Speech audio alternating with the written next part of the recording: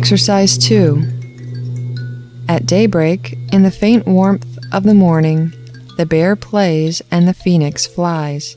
This next one is for the stomach and the spleen.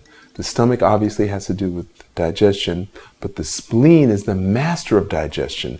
The spleen is the master of the immune system, and the spleen is also the master of the lymphatic system.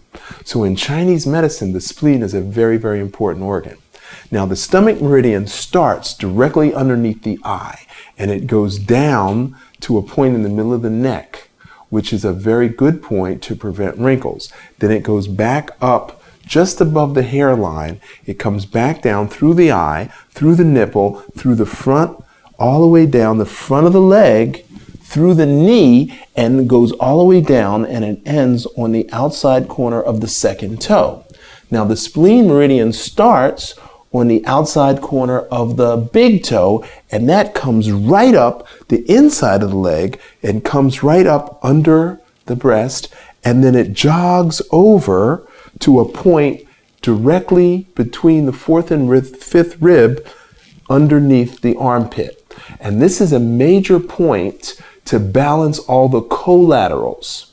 So we talked earlier about the acupuncture meridians going up and down the body. Well, there's also collaterals that go sideways. So this main point right here, spleen 21, activates all of the meridians. It connects every single meridian.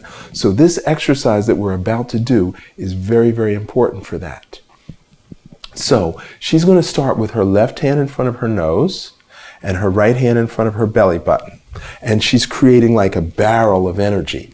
And the chi is coming from her own hands into her own body. Now, she's going to sync her chi. That means that the rooted energy from the bottom of her feet is going to shoot all the way to the center of the earth and grip the center of the earth. And her toes are gripping the ground. Now, she's not going to move her waist. So as she twists to her left and drops her left hand, the head follows it, and then she brings up the right hand, and then she twists to the right. Now I'm going to stop her right here because there's an invisible thread from her nose to her palm. In fact, I call this the reading palms exercise. Now she's going to drop the right hand and the head follows it, and then she's going to bring up the left hand, and now she's going to twist to the left. So as her head goes down with the hand, and then the head comes up. And the only thing that's moving is the head, not the torso. Okay? And she's going to do this 5 times to each side. And when she brings the hand down, she's sending the stomach chi down. And then when she brings this hand up, she's pulling the energy from the spleen up. Now, when she completes 5 times to each side, then she's going to add another movement in where she brings the left hand over the head, and she's going to turn and look up at the center of the palm. And when she brings this hand down, the neck is moving to activate this point.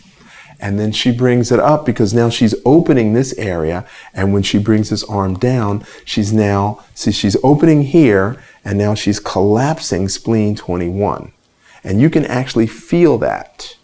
So as she brings that arm down, the fourth and fifth rib are closing, and now she's activating both stomach and spleen meridian. Now the spleen meridian goes through the back of the shoulder, okay? So what happens is the digestive process is activated by the movement of the shoulder.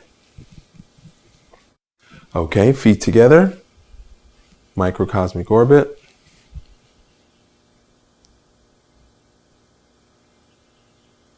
Okay, now this is a demonstration, so we don't have to go through the 9 complete breaths every time, but I want you to understand that is a requirement before and after each exercise.